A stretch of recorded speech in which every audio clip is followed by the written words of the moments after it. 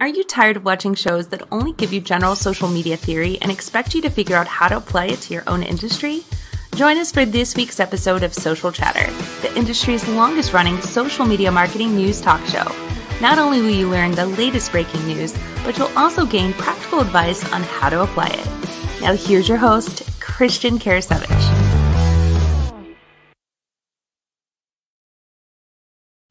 Welcome everyone to Social Chatter, your weekly social media marketing news talk show. I'm Christian Karasiewicz. This is Social Chatter episode 235. And, it's so much fun doing these every single week, learning what is new in social media and then helping teach you how you can apply it to your business.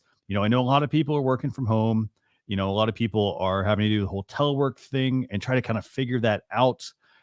So, if you do have questions on that, by the way, feel free to reach out to me directly. I've got my Twitter handle there. But that's also the channel for all of my other social channels. So if you're on Facebook or YouTube or wherever, but send me a message if you need any help. I've worked remotely for quite a number of years for Fortune 500 company. So it's definitely something that you do have to learn how to do, but it is also something that, you can make it work very well for you. Provided you have the right skills, that you kind of teach yourself how to do this. So I'm excited this week. We've got Lisa Patrick joining us for this week's episode of my social media marketing talk show, along with Jem Fuhs filling in for Phil Gerbershak here. So I'm going to go and bring on Jem. Jem, how are you doing this week? Doing great. Been keeping busy, like you said. I think it helps that pretty much worked remotely. I think it's been interesting. I think because the inability to go out and go to the networking events has created more time to sharpen the saw on other skills and really doing a lot of help, just like you're saying, helping people with their live video using, StreamYard is a great product for coming up with options to help people as well. So yeah, it's been good, and it's finally spring, even though we can't go out too much. Oh no, Get some fresh air once in a while. So who do we have this week on the show? By the way, I said, I told everybody, hey, we've got Lisa Patrick joining us, but can you tell viewers or listeners a little bit about her? Yeah, so Lisa Patrick is a strategist, advisor, a speaker, and I love her tagline. She is the powerhouse connector, and she's a business development specialist. She has a podcast as well, and it's called Coffee with Lisa. And I think she's in Canada. So excited to learn more about Lisa, and definitely think she's going to be a great guest today. So let's go ahead and bring her on. Lisa, how you doing? Hi guys, I'm awesome. How about you guys? Great. Fantastic. So it's great. I know you and I chatted offline, or sorry, we chatted online actually, I guess, prior to bringing you onto the show. So tell people a little bit about yourself. So Jem kind of gave a little bit about your background, but what do you do? Well, I am a small town girl from the province of Saskatchewan, where I grew up on a small farm with my mom and dad. I'm an only child. And so I was the farm boy and the farm girl in the family. And so I learned work ethic at a very young age, and I learned entrepreneurship at a very young age. So I'm very grateful for two great parents that have taught me not only work ethic, but really how to be genuinely authentic and how to really create connections with others. And what does that look like? And so that has served me extremely well in my life. I've always been an entrepreneur. I worked for somebody for about 6 months and went, you know what, I can't do this. I can do this better. And I've never looked back. And, that's, I'm going to age myself, but that's, 20 some years ago. So love doing podcasts. I'm so excited to be with you guys. I've followed you for some time. So thank you very much. I'm looking forward to the show. Thanks a lot for joining us. So we got a couple questions we're going to ask Lisa later on in the show. Jem, where do we want to start this week? I know we had quite a bunch of topics that we want to make sure we focus on the main ones. Where do you want to go first? Yeah, so Facebook's doing a major, I don't know if I'd call it overhaul. I think it's an overhaul in what they're doing with Facebook Live, bringing in what I guess they would call a live producer. And they're giving people some new features, and it's really, I think, a great step. It's the whole idea between accessibility, and even allowing people to start having captioning going on during video. What I find interesting about this is, there's a lot of companies, coming up with ways to caption sometimes after the fact. I mean, YouTube will, I think, caption, I think as well. You can do closed captions, but I think the issue that a lot of people don't realize, I think I've heard the stats are 80% of people are actually watching this show right now with Mhm. the sound off. Yeah. So how do they see what we're saying, but they still have it on? So I've always thought that's kind of funny. But accessibility has always been a big issue. There's a large part of the world population that can't hear, can't sometimes see. So I think this is great that they're moving to make the internet really better for everyone. So can you kind of go through what some of these features are, and if you have anything you want to share, feel free to bring that up as well. Yeah. So one of the things they're going to do is they have an audio only mode, and they're going to have automated or automatic closed captions. I think the only danger there is how well do they translate, because accents and things like that. And then you're also going to be able to stream outside of Facebook, including people that are logged out, which I think that you and I talked before the show. That's a great new feature, because there are people that don't want to have a Facebook account, and you'd like them to be able to watch your content. So that's definitely a new feature. And then they're going to be doing more stuff for people that are hosting live events, Okay. which in the Creator Studio will also allow them to monetize their streams. And they said they're opening it up to musicians and cultural institutions, especially right now. I've seen a lot Mhm. of these musicians doing like free live streams just to kind of keep everyone's spirits up. So I think this is a good thing in the big scheme of things. Definitely. So if I'm a business, how can I use this? Well, I think one of the challenges is that, and I've talked, and I'm sure you've been talking to people as well, is people have still been afraid to start doing this, right? Right. And they need to get out there and start going live, or, record yourself, upload it, because how are you communicating? There's really, in a sense, right? Even the throttling of the internet, or throttling of things like Netflix on the speed, there's a lot more people online right now. So, just get started, or if you don't know what you're doing, contact somebody that knows what they're doing in regards to live video to help you get started. Yeah. You can be there's lots of options out there, but I think the biggest thing is, check this out. They've got some good guidance, but if you're not used to doing this, I think you definitely want to get someone to help you out. Yeah, I know, and I've been trying to volunteer a lot of my time to work with a bunch of businesses lately, just helping them get their live videos up. And I will say, I mean, it's definitely something that it takes. It's not just like, hey, go get this equipment and set it up. I mean, there's a lot that goes into building a live show. Yes, you can just hit record, and I don't want to scare anybody away. Just hit record, and go live. But you do want to make sure the audio sounds good, that the video looks good. The audio is the most important part, by the way. Um, and if you're not really sure, well, hey, how do I actually write a script? Look at some of I tell people all the time, look at your favorite TV shows. What do you watch?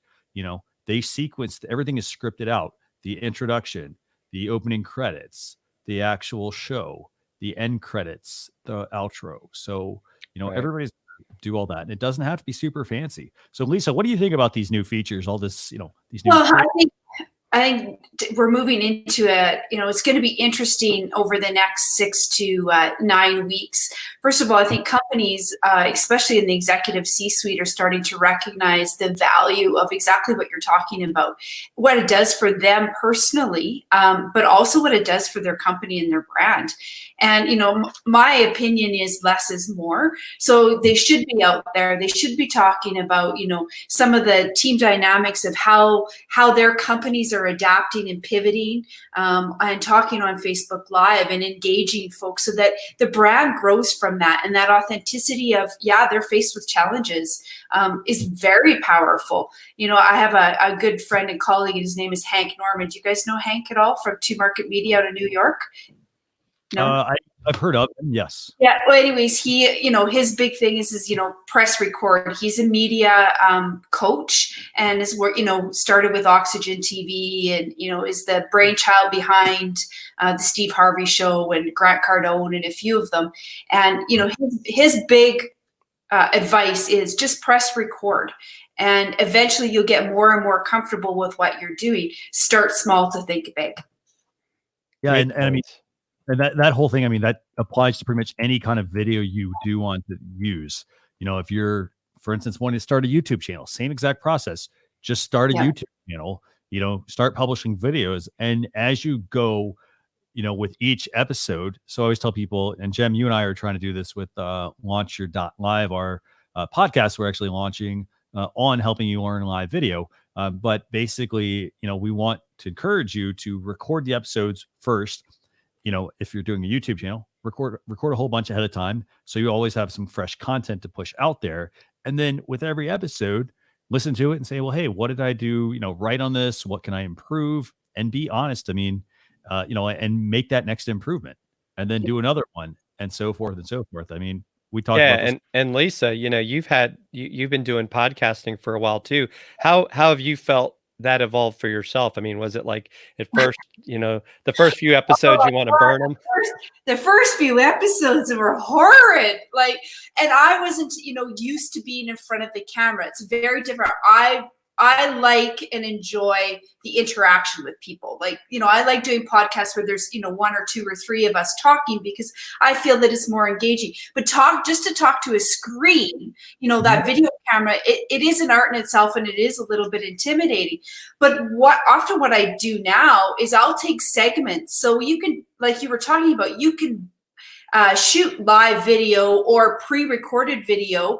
But with my Coffee with Lisa, now I'll take out little nuggets of content and I'll actually put that onto social and say, to promote the podcast and more importantly, promote the expert that's the guest on my podcast. But it allows me to create more and more content and to build that Rolodex so that when you do not have something live, that you can pull from it. Great point. Definitely. And one point I want to make actually is that, for those of you, if you're not sure, if you need help with your posture and speaking to a camera, we talked about this actually on, I think it was, let me see what episode this was, Jim.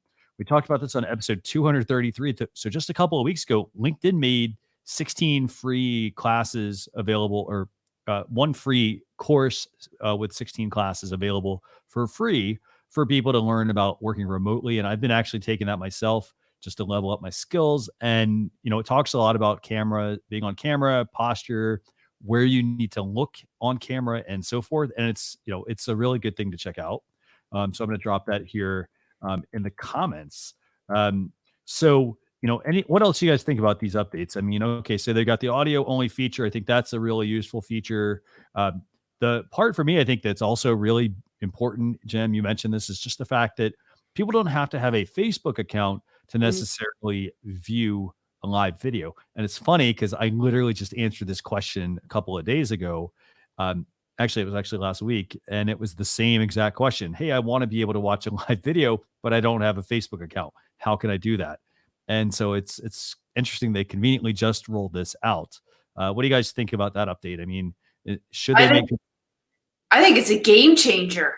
Yeah. I know lots of folks who are not on Facebook and, would like to be, but just don't really like the whole premise of Facebook. And so I think this changes the landscape, in my personal opinion. What do you think, Jim? Oh, absolutely. And I think this actually ties in to, if you want to go with the next topic that we'll be talking about next is some updates with Messenger that, I think it really, in the big picture, it's all about accessibility to your content.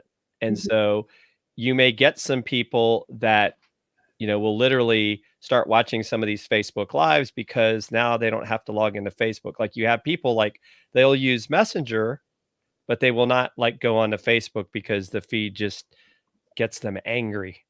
And you mean to say they didn't want to hear about how your cat rolled the ball across the floor?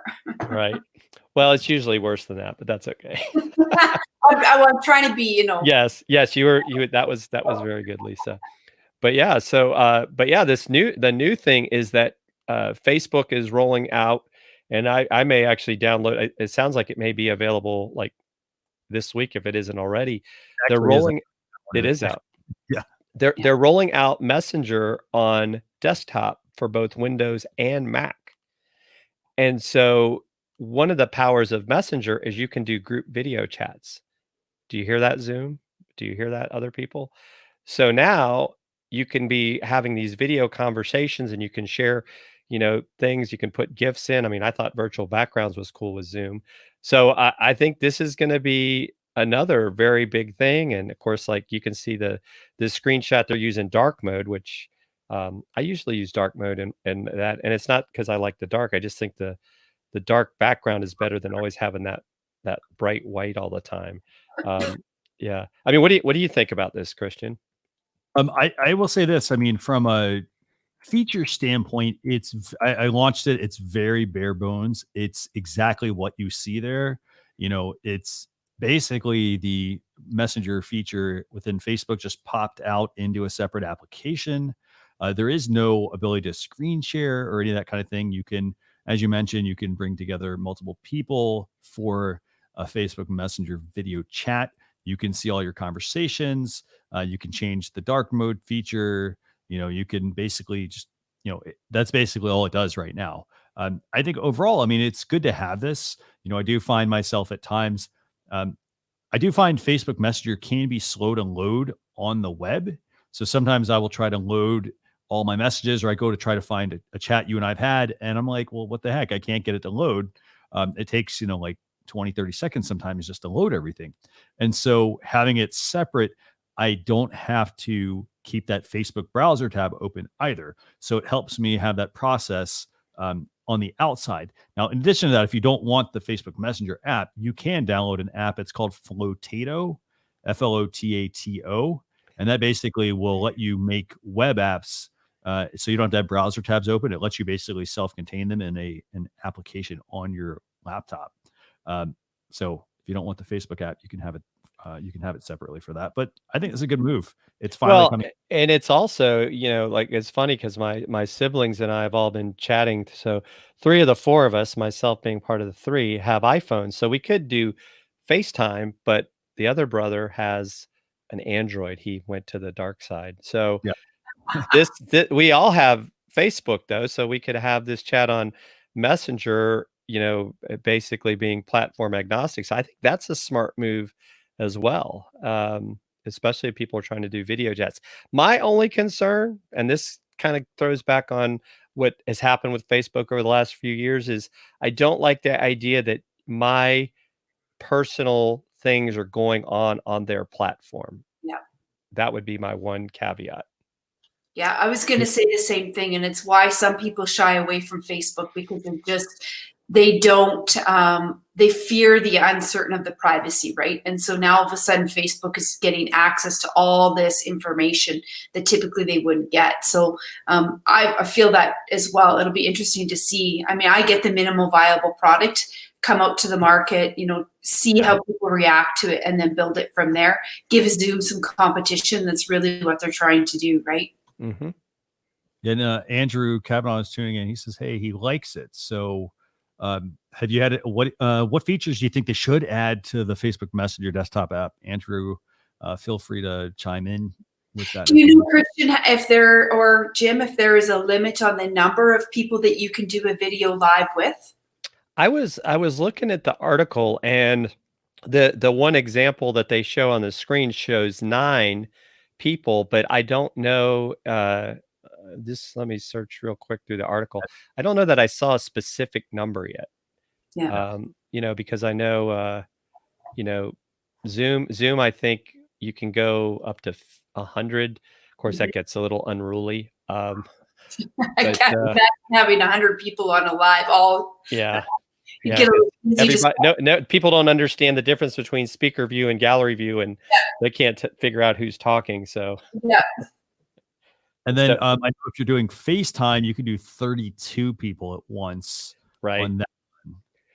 Yeah. Which once again, it's kind of the same thing. It's like, I don't know. I always find it funny, like even with StreamYard, I love that StreamYard lets 6 people be on the screen. I mean, we have 3 here, but my view has always been at some point, how are you managing the conversation? Mhm. And so, and of course, if I got, you got 32 people on a computer screen, how can you even tell who is who? And as we've seen a couple of the comical Zoom things, people don't realize they're on camera, and then they're running around in their underwear, or they're going to the bathroom, and Reminds me of my private investigation days. That I'll tell you a little story about, because they don't know they're on camera, right? And so I would work for insurance companies, and often I would work, injury cases and what have you. And I can remember, I think I last count was about 64 of people who pick their underwear out from their, their pants or whatever, right? Because you don't know they're on their camera, or they pick their nose, and then some of them do something else with it. But it's the same thing. It happens. I've seen it happen live in a Zoom meet. I'm just like, oh my God, you forgot you were on camera. Like, look at the camera. right, right. Or you can tell they're not paying attention, and if it's a meeting, yeah. So it is pretty funny. In fact, I think somebody the other day was talking about how they were talking with this lady that worked for them remotely, and she had no idea she was on camera, and because she normally had I guess she covered her video camera with a sticky. Well, the sticky fell off, and so she's basically laying in her bed with the laptop there talking to them, and she falls asleep, right? And then when they had asked her a question, she'd like wake up, and they never said anything to her. But I just like, oh my gosh, Oh my that's God. just That how had to have embarrassing. got viral views off that one. Well, I don't think they shared it because it was but I just thought it was still funny that people would do something like that. So Takes And all I, practice. yeah. and I will say, by the way, with the messenger feature here, by the way, so there's no multi-account support as well for it at the moment. It basically is just you have to log in to whatever Facebook account you need. So, this from a business standpoint, like if you are a solopreneur and you're managing your business and that's it, it's pretty easy to use. But if you're somebody who, for example, has to respond to multiple, say you need to be in Facebook for, maybe a Facebook page and then a Facebook profile and whatnot, like this does not have that functionality at the moment. I do want to preface that at the moment, just because um, a lot of people will probably ask that question. And then the other part to it that I think is also really important is just the fact that um, Facebook, like if you need something like that, you do need probably a dashboard tool of sorts. Is going to be my recommendation, so that you'll be able to easily manage something like that if you know manage other social media channels. So I would definitely keep that in mind. But that's the Facebook Messenger desktop app, available for Mac and for Microsoft products. You can download it. Drop the link there for everybody. By the way, one other thing from Andrew, real quick before we switch topics, is he like the preferences to change font size and screen sharing capabilities? Yes, we would love to have some screen sharing capabilities for the Messenger desktop app. But at the moment, it's basically just, I think, giving it the framework. I mean, they really haven't done much else for it yet. Well, and this kind of also goes to something that Lisa brought up earlier, right? Not only just the next 6 to 9 weeks, but as things continue to evolve. I mean, we talk about, if you want to call it the new normal, the future normal, there's going to be a lot more of these types of conversations going on. And I almost wonder if, because there's a lot of smart tech people out there that are going to say, hey, now this tool we wanted to use that allows us to do all these different functionalities, screen sharing, things of that nature, now they can bring their product to market. Because I think, like, as an example, right? What do I love about StreamYard? I love the fact that you can share comments on screen. Zoom Mhm. doesn't let you do that. Right. So I don't think Zoom is going to necessarily build to that functionality because of the way they're built. But right, there's kind of like, that's where that gap is, right? The gap to share comments maybe in a larger audience, and where people don't want to be live on a social platform. I think you're right. I think it'll be interesting because Zoom right now's biggest challenge, from my understanding, is trying to keep up with the bandwidth and on all the people that are on it, right? And so it's a prime opportunity for a new player to come into the market who perhaps had something on the back burner that they were waiting for the right time, or maybe it was funding or what have you. Like, this new landscape of business is going to bring new competition, and it's going to be quick to market. And so Zoom better, keep their eyes and ears open, because there's definitely going to be new players in with great features that have been just waiting on the sidelines. Definitely. I will say this. I hope that Facebook does a lot with this functionality. I also think at some point, I mean, we haven't seen this, Jen. We haven't seen WhatsApp merge with Facebook. I mean, they have a desktop app, but we also know that Facebook, it's a separate messaging app. So we know that at some point they're going to merge. Maybe this is, maybe step it's one, right? On, yeah. Good point. Yeah. I think Instagram. Yeah. So we've got lots of options. So by the way, just a quick note for everybody who is, if you're watching this live or you're checking out the replay, we also have additional topics that we're not going to discuss today. These are things from, let's say we have some news from Pinterest. They're, trying to make it easier for you to help find inspired shoppers. We've also, LinkedIn has rolled out free access to LinkedIn recruiting tools as well. Obviously, this is mostly just during this whole coronavirus and COVID-19 issue. But if you want to get all of that, like I said, we're not going to go into too much detail because it's important, but it's not terribly important from a business perspective. Just go to socialchefs.com/daily, sign up for our newsletter, and we'll send you the blog post recap. So, Jen, is there anything else you want to talk about from this week's updates, or do we want to move into chatting with Lisa a little bit? Let's chat with Lisa. I think we've had some good conversation on these stuff that really make a difference right now in what people are doing. So, Lisa, are you ready for question 1? Sure. Shoot. All right. So, Lisa, you're because you're really big on helping different businesses and people. So, how do personality styles shape our messages? Oh, that's a good question. I think, first of all, from a marketing perspective, having done a fair bit of marketing and worked with some really great resources and experts within the marketing industry, when we're running funnels and we're running messages and we're running emails and so forth, I think you have to really understand the target market that you're going after, or the individual that you're going after. Who are they?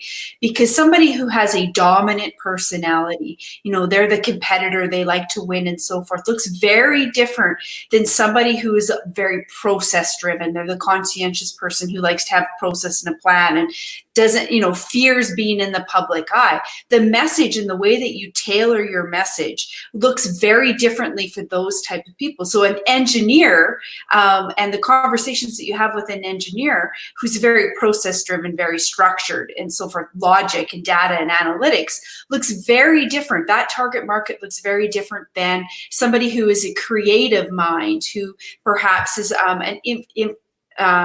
is interested in being this ideation, and they're always creating ideas about things. And so those two arenas and those two different personalities will react differently to your message. And so your message needs to be very specific to those audiences. And I think people miss that in the marketing world.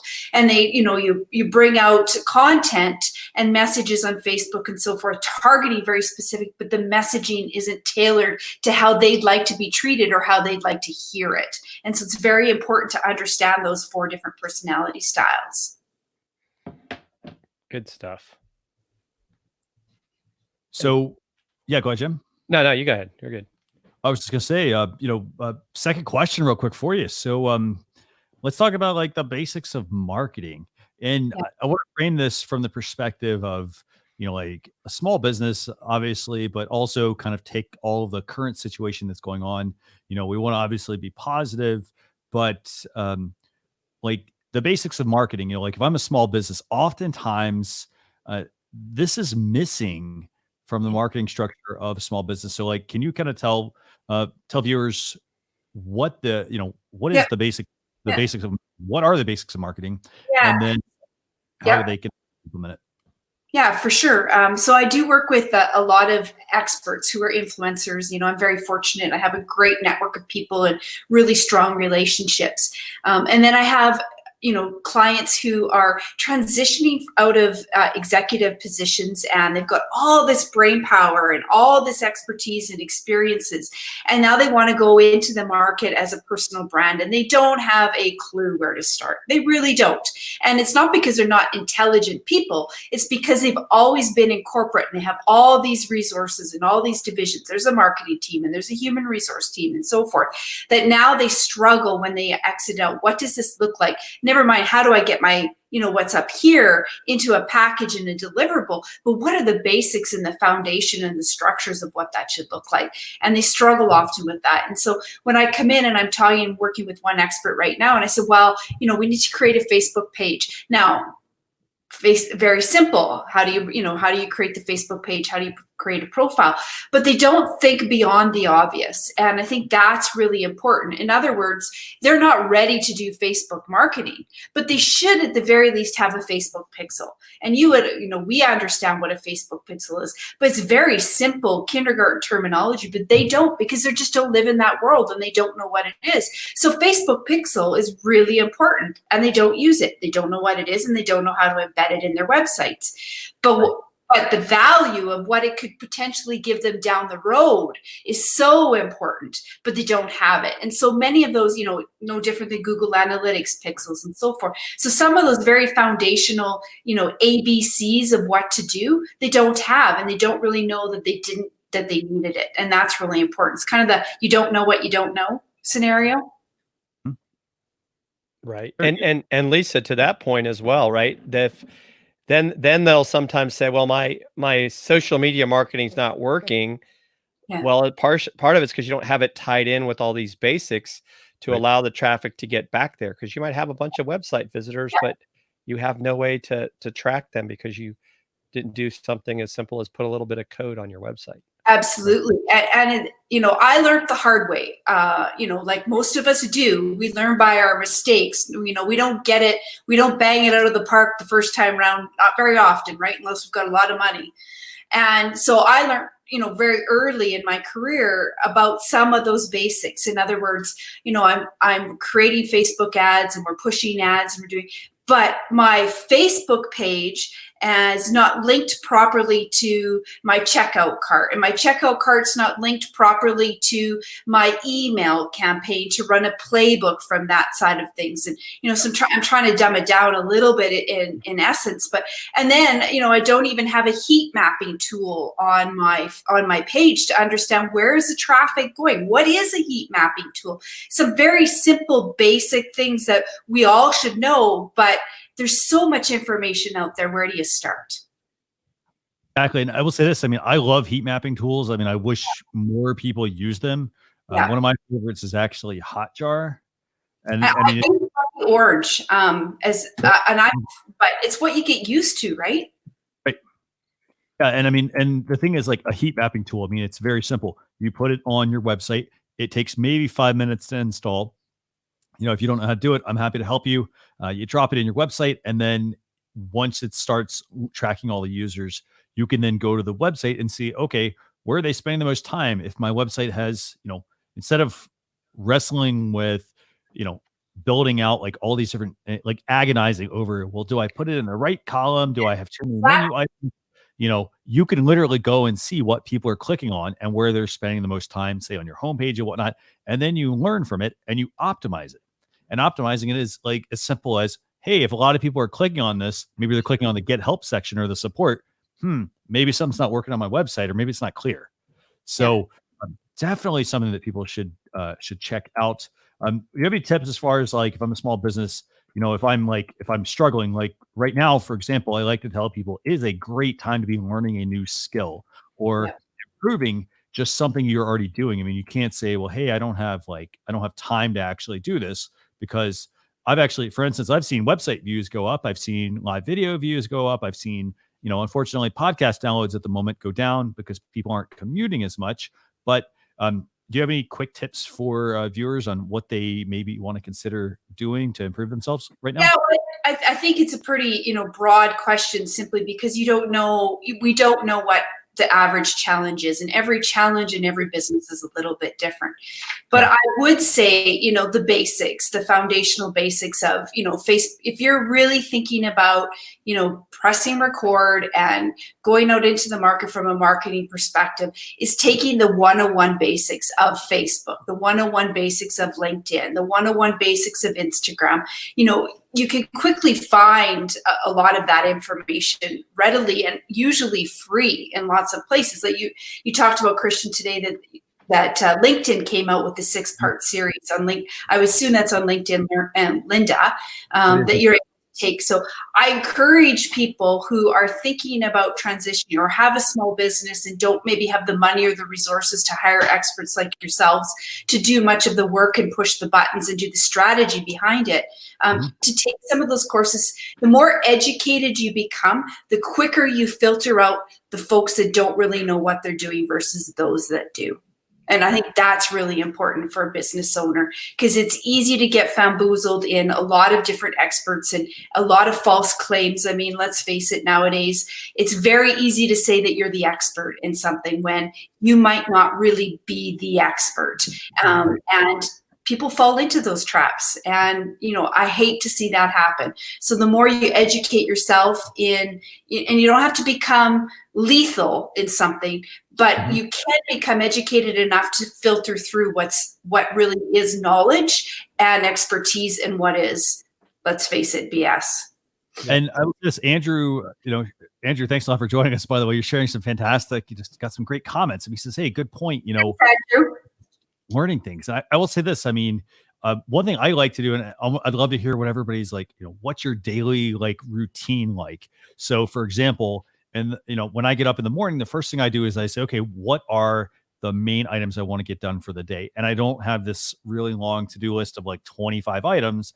I pick 2 to 3 big items that I want to get done.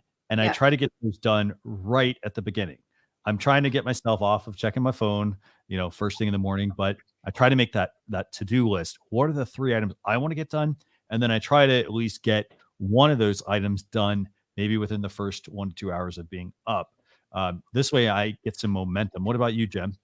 Well, a couple things, especially like right now, one, I set the alarm clock every day because it'd be really easy right now when you don't have to go anywhere to just say, I'll just sleep in and eventually get up. Yeah. The other thing is I get dressed, right? I kind of laugh at these people like, oh, I'm working on my pajamas. The only difference now is instead of wearing slacks, I'm wearing jeans. But I get dressed. I'm in a space that is my workspace. That's all I do there. I don't go sit on the couch or sit on the bed and do work from there. You got to keep focused because you're going to get into bad habits that'll strike later. The other thing is time blocking. Time blocking, especially with social media, because you can get sucked down the rabbit hole of watching, people's silly videos and stuff. And this is, to Lisa's point, great opportunity. There's so many companies right now, Moz, SEM Rush, even Facebook Blueprint, right? There's, LinkedIn, all these free ways to learn a new skill that before you didn't have the time to do because maybe you were sitting in a commute. Well, take that commute time and use that to read or learn. So that's a lot of what I've been doing. Yeah. And I want to share something real quick about Facebook Blueprint. You don't need to hire an ads expert to, again, nothing against anybody. We all teach Facebook ads, but nothing against anyone here teaching Facebook ads. You don't need to hire somebody to teach you the basics of how that works. Facebook has a fantastic course. It's called Facebook Blueprint. You do not need to pay for the certification. You don't need to put any money up front on that. Walk through the modules that they have available. Pick a couple and say, hey, you know what? Every day I'm going to go through one of these because some of them are only literally 15 minutes. Go through the different principles and then execute on some of those. Try some of them out. That's where then you might spend a little bit of money. Instead, a lot of people, they say, hey, I want immediate results. They want to just, they open the wallet and say, hey, yes, I'll pay for it. But then people just doing that, it's not going to actually run your ads. People are going to some people will say, hey, I'll take all your money, but you do have to pay attention to that. Facebook Blueprint, definitely something I would recommend. What about you, Lisa? What overall Yeah. as far? My day usually starts between 4:30 and 5 in the morning. I don't have to set an alarm. I don't know why. That's the time I wake up. I love the morning, but I'm a huge believer in priorities and really using my calendar to set priorities. I, like you, Christian, those things that absolutely must be done in my business, whether it's for clients or I'm working on my business and not in my business. Those are the things that I tackle first and immediately. And then I look at all the other items and things that I have to do that are maybe not as prioritized, but I use my calendar faithfully. Everything has blocks of time, like Jim said, and this is when I do this and this is when I do that. Otherwise, it just starts to compound and then you can't get everything done. But routine, I get up and the first thing I do is, face it, I pour myself a cup of coffee because I can't do anything unless I don't have a cup of coffee. So I don't know about everybody else, but that's the very first thing. But if you're getting up at 4:30, you definitely need coffee. Yeah, exactly. But getting dressed and getting into the mode. We're working from home now. We're all used to working from home. This is not anything new for us. So life continues forward. It's a little bit different for me. I have my children home. My 14-year-old twin daughters. And so they're home all the time now. So there's a little bit of work-life integration. Barbara Redford always talks about it. Nothing is work-life balance. It's work-life integration. So how do we integrate our family into our lives and still get work done, right? And I like that you get up, and I'm gonna take a guess here, but you get up early, and chances are your kids are probably sleeping still, and so you get probably a small amount of time to be able to get some focused work done, and you work hard for that amount of time. They get up, you then don't have to feel, okay, well, I didn't get that done. You've actually made progress in your business towards growing something. Absolutely. When the girls, so we live in the country, so they take a school bus to school every day.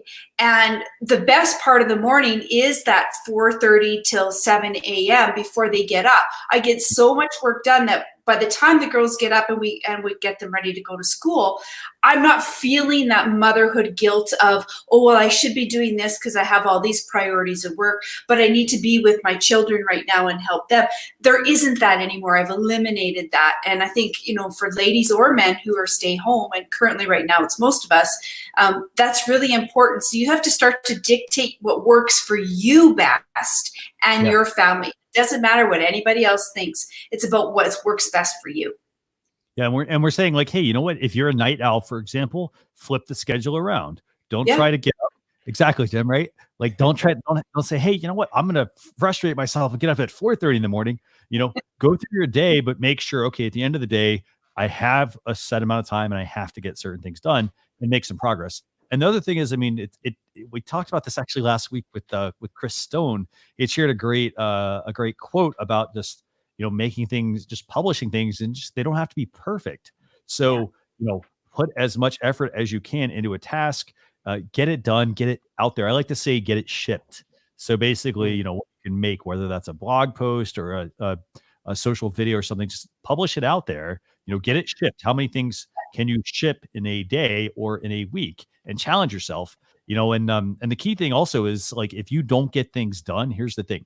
If you don't get things done, we get discouraged when we don't get things done. Mm-hmm. So it's literally just building a new step each time that you accomplish something, to where you're not worried about, well, hey, I missed something. Like, as long as you're able to quickly get yourself back on course and get things moving, you're gonna do awesome. So anything else?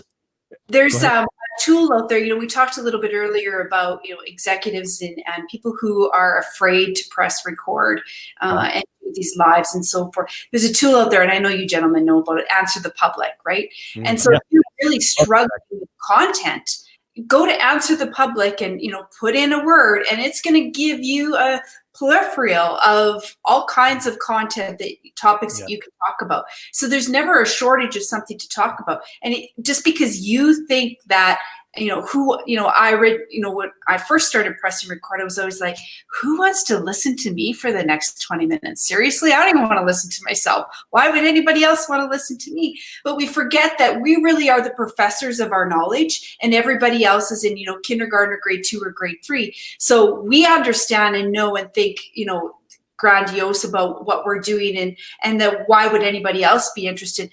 But they are interested, because remember, we're the professor and they're the student. And so it's very easy to start to chat about things and realize, well, I didn't know that. And you think, how did you not know that? Is that not common sense? And it's common sense to us, but to the average person, it is not. And so it's really important to remember yourself as the professor. Definitely. And I like that point. I mean, just, the fact that, like, if you don't know here's the thing.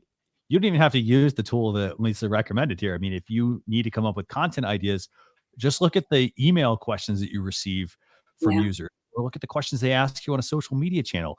And, if that's your wheelhouse. So for example, if you're in real estate, you're doing social media for real estate, for example, when you want to come up with written content, what are the questions that people are always asking?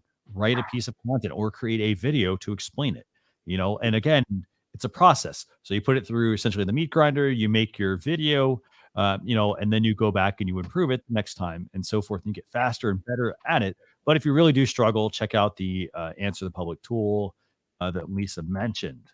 Lots of times when I'm working, Christian, it brings up a good point, is when I'm working with, whether they're a professional speaker, or they're an author or a trainer, or they're, transitioning out of executive positions, and they have all this content, but they don't, we're looking at creating online courses, for instance. Where do I start? I always, to your point, go back to them and say, what is the one question or the 3 questions that throughout your entire career you've been asked? And, they always ask me this, or they always ask me that. Great. That's what you write your content about. You write an article about it, or you create your course about it, where we go after, that particular vertical, and we get continuing education credits about that specific topic. Because chances are, if 3 or more people have asked you about it, or, hundreds of people ask, that's the topic that's resonating with most folks. So that's the one that you start with.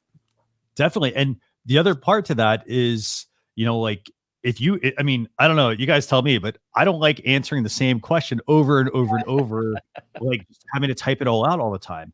So, if I take the time and I put it into a video or a blog post or a social media post, I can always go back to the well and say, hey, you know what? Someone has that question. Hey, here's my article on my website. Guess what that is? That is a way to, instead of posting and praying on a social media channel, you're sending somebody back to your property. They can read the article, they can ask their questions, they can have their comments and their engagement there. If it's on a YouTube channel, send them to the YouTube channel. They can watch the YouTube video. If they have questions or comments, they can leave them right below the video. Hey, now I'm getting more views and more exposure for my channel, and they have an opportunity to subscribe. If I post on my social media channels, my Facebook page, instead of posting and hoping it shows up in somebody's feed or spending a bunch of money on ads that are not hitting the right audience, I can send them to the post. They can leave the comments, they can engage. And guess what? The more that people engage with the content, it changes the Facebook algorithm. Facebook says, hey, so-and-so is engaging with your content more. We're going to show them more of that content. Now your reach and everything else is going to go up. So definitely something everyone needs to check out. And just make it easy on yourself. What do you guys think? Do you like actually writing a lot of answering the same question over and over and over? Or are you going to work smarter? No, Exactly. work smarter, not harder. Exactly. I was just going to use words right out of my mouth, Jim. Right out of my mouth. Actually, that was my topic. Actually, how to work smarter, not harder on repurposing live video at one point. But yes. I think I think people get afraid. One of the questions that I often get asked on the podcast before a guest comes on is, well, what if I don't know the answer? I'm like, here's a novel idea. Just say you don't know. It's okay not to know something. It's okay. You're better off to admit that you don't know something than to try to pretend like you do, because you look worse. If you don't know, just say, I don't know. I'll get back to you. Thank you that's a wonderful question. I don't have the answer right now. It's not. Don't be intimidated by the unknown as well, I guess is what I'm trying to say. Great point. So we're going to move into just a short segment on tool time. Does that work for everyone? Sure. Cool. So we're going to go into tool time, and this basically is our time to share with you 2 tools. This could be hardware, it could be software, just all sorts of things to help you as a business owner, help you get more out of, basically help you be more efficient, I guess. Maybe I should, I guess efficient. So help you improve your efficiency, help you do something a little bit better so that you can free up more time. So the first tool we're going to talk about, by the way, this week, and I'm going to have actually, we're going to have our guest, Lisa, tell everyone about this one. So Lisa, what's the first tool that we're going to talk about this week? We're going to talk about Wrike. And Wrike is a productivity. I just cannot explain to enough people. I don't get paid. Let me be clear. This is not a paid endorsement. I am not an affiliate of Wrike. I don't make any money off of them. I am just telling you that if you do not have Wrike or a tool like Wrike in your business, you're in trouble. Like, this tool is the godsend for me. So what it does is it really is your filing cabinet of business. So when I have a task or I have a project, this manages everything for me. The reason that I like Wrike over a tool like Basecamp, for instance, is that I can actually create my first project, and then I can add a subtask, and I can add another subtask of that task, and so forth. And I can drill down so that when I'm having a communication with and collaborating with an internal team member or perhaps somebody who's external, I actually can go to that very specific task in that project. And there might be 100 tasks in that project, but that one task, and I can open it up and there's all the communication of it. I don't have to go to a Campfire or, to Slack or to any of these other tools. It's all right there, very specific to that project. But where I learned about Wrike was actually from a marketing firm a number of years ago. And they use it because they can actually bring in their projects, their marketing projects, so video or graphic assets or what have you, and collaborate within, make changes within the platform, recommendations on graphic assets and video production and so forth. It's such a simple and easy tool to use. And you don't have to have somebody who's a collaborator, for instance, have a Wrike program. You can invite them in to the program. You pay per seats and so forth, and it can get expensive depending how big your teams are. But it's a saving grace. It's a missing structure in many of my clients' businesses from an operational standpoint. And in fact, I've moved some clients from other platforms to this platform simply because of the way that it manages all the tasks and projects. Very cool. So what's the cost of this tool, by the way? Or Jeb, go ahead first. About $99 a month. Yeah, and they've actually right now they've got it. They've got a version. They're doing it free for the next 6 months. I just saw for I think it's the Pro plan. The Pro plan, which is 5 to 15 users. But it definitely is some. So have you used Lisa? Like, I guess. Would this be something that could replace something like, say, a Trello or Asana? Yeah. Basecamp, Monday. There's just so many of them. And it is personal preference. Don't get me wrong. It's not that those platforms aren't good platforms. I've just been in, and I've done projects with other companies where I have to be within their systems, and I've used Basecamp and I've used Monday, and it's not because it's a personal preference. It's the features within this Wrike is why I use it, and the comments that I'll get back from collaborators outside of my team that use it, that I know that this is definitely the tool. It has saved me so much time and money. Wow. Definitely looks interesting. You're talking about Wrike, and I know you mentioned Basecamp, and I know, Jem, you and I we've been using Freedcamp as well, which is it's a similar tool as well. So, I would say this, I would recommend try each of them out and see what model really works for you. Again, the cost, if you're going to do it for like your whole team, like I would just say, don't just like jump into it, give it a try. And actually religiously try it out. A lot of people, what they do is they buy a piece of software, sorry about that. A lot of people buy a piece of software and they don't then get around using it by the time the trial expires. So you've got time on your hands. Make this maybe your project you use at the beginning of the day, to learn how it works, and then move it along. But for marketing companies, like you'll see there, it says marketing and creative teams. I mean, this is where it was built from, was for marketing teams, right? So I use it even, I don't have a marketing company, but it does help a lot with some of the tools that I need to service my clients with, specifically around their marketing assets and so forth. So my creative designer can use it internally when working with my clients and so forth. So yeah, it is a great tool, but good point. And now, I mean, they're offering it for free. What a perfect time to play around and see if you really like it. And they're giving you try your professional plan free for 6 months. Yeah. So definitely something.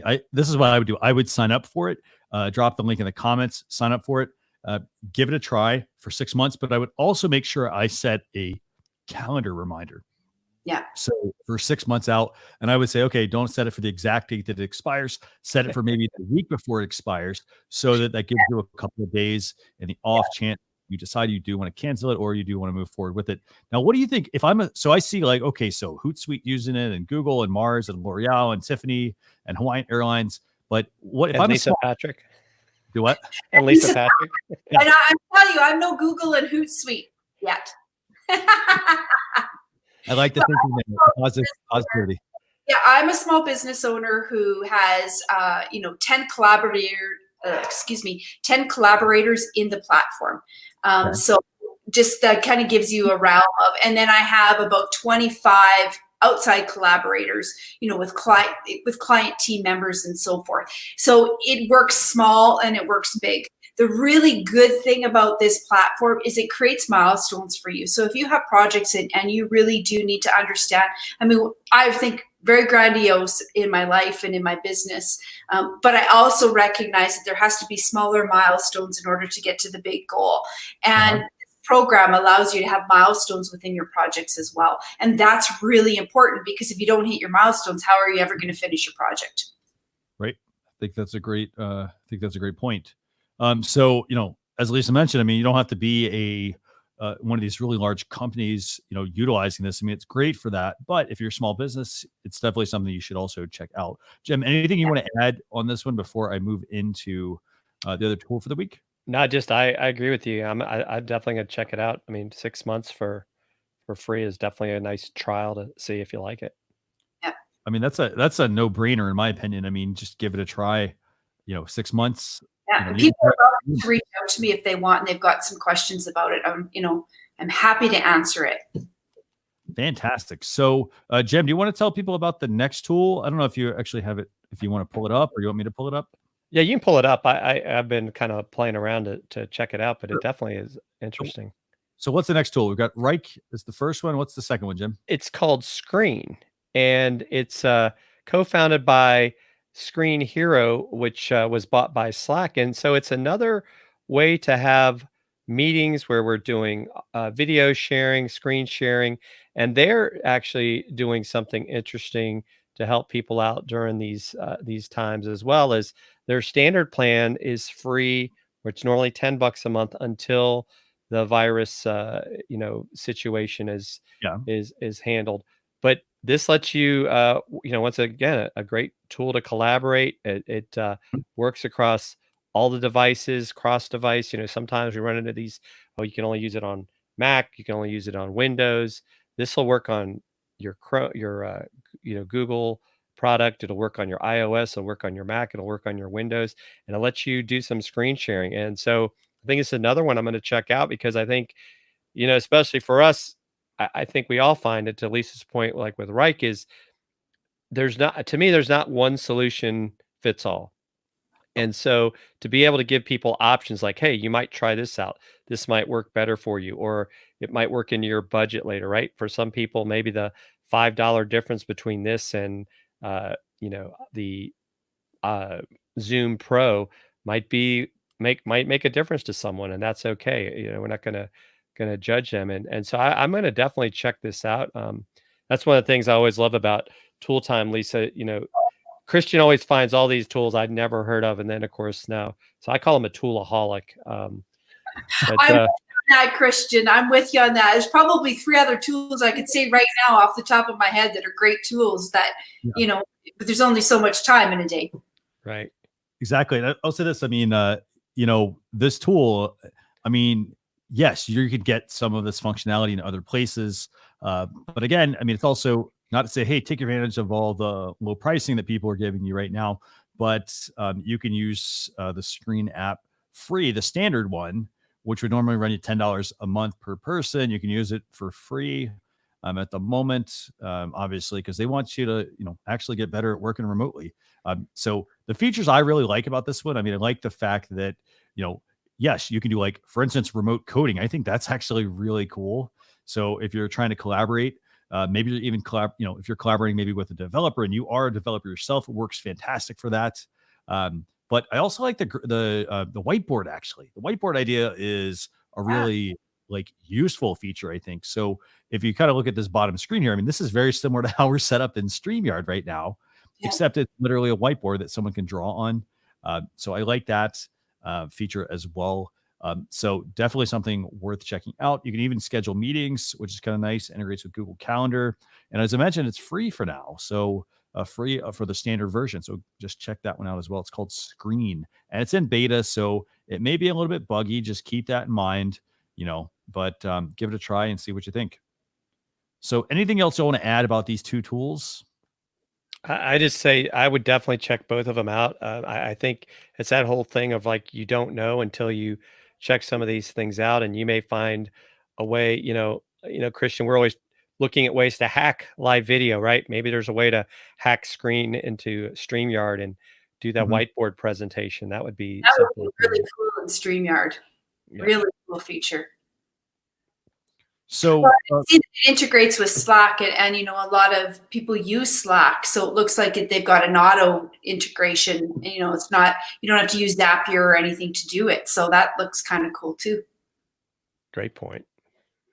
So I'm actually going to pull up the Slack integration as well. I mean, so some of the stuff. So do you want to tell people real quick about Slack? I mean, are there certain things they need to learn, or things they could, how they might be able to integrate this? Like, why should they integrate it? Oh, Lisa, you want to go ahead? Because I'm not really. I'm not a huge, I have Slack for clients that use Slack and want me to use Slack.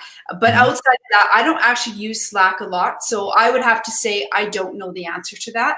Perhaps maybe gentlemen do. And I would think, I know my wife is on a nonprofit board that they are in Slack, but then when they want to have meetings, they're going to Zoom. So, not having checked this out, this might be like, hey, if you guys just add this in as an integration, now you guys can do all this, virtual meeting stuff without having to leave the platform. And I would think even drop some of the meeting notes right into Slack instead of having to go back and forth. So that's definitely, I'll say this. I mean, that's one of the benefits of Slack, is that you can basically have different conversations going on within the Slack platform. And so when certain things happen, it can actually be brought, you can actually basically behind the scenes tied into the Screen app, so that as something is being shared in the Screen product, it could push it out to the Slack product automatically. So, for instance, meetings, instead of having to email somebody about meetings, everything is in Slack. It means less email I have to manage. It means, I basically say, okay, what conversation is it going to go into Slack, and work from there. So, so that's the second tool that we have this week for everyone. Real quick, Lisa, so it's been a pleasure having you on the show this week. What's the best, if people want to get in touch with you, they want to connect with you, they want to ask you some questions and whatnot, what's the best way to get in touch with you? So I'm on all social media platforms, clearly. So Lisa Patrick BFD is my handle. You can get a hold of me on LinkedIn at Lisa Patrick, or you can find me on my website at lisapatrick.ca. Very cool. So just a quick couple of notes for everybody. So if you want to get the blog post recap, that's going to go out over the weekend, socialchefs.com/SC235. And in addition to that, we also have an audio version. There's an Alexa version and a podcast version as well. So if you don't want to listen to the full, about 65 minutes probably. If you don't want to listen to that, you can listen to the Alexa version. That's probably about 7 to 8 minutes, where we just give you, as much information as we can in an audio version. You don't need the an Alexa device. You can just do it right through the Alexa app on your smartphone if you want to do that. In addition to that, we're going to be joined next week, Jim, right? Yes. We're going to have who we're going to have on next week. We're going to have Lindsay Anderson, but it's going to be on a special day, and it's going to be on Friday instead of Thursday. Lindsay is very involved with a lot of marketing. She's written a book called, it's called The Click Technique, and teaching you how to get more views on your content. And I've worked with her some. She's also real big on Alexa flash briefings. And so I think it's going to be a really good show. Fantastic. Yeah. And we'll do what? I say, I can't wait. Awesome. Yes. And we're going to be broadcasting on as Jen mentioned, next Friday. So not Thursday, next Friday. That's April 10th, 12:30 p.m. Eastern Standard Time. And that's going to be on Facebook or YouTube or even on LinkedIn. And that's /social chefs. Hope to see everyone there. So with that, I'm going to wrap things up, but it's been an absolute pleasure. I hope everybody has a great weekend. Remember, we're going to publish the blog post recap in a couple of days here. Once we get everything compiled, we're going to get some notes from Lisa. That way we can give you everything all at once. But with that, we will see you all later. Thanks a lot for joining us, Lisa. Thank Bye. you. Healthy. You too.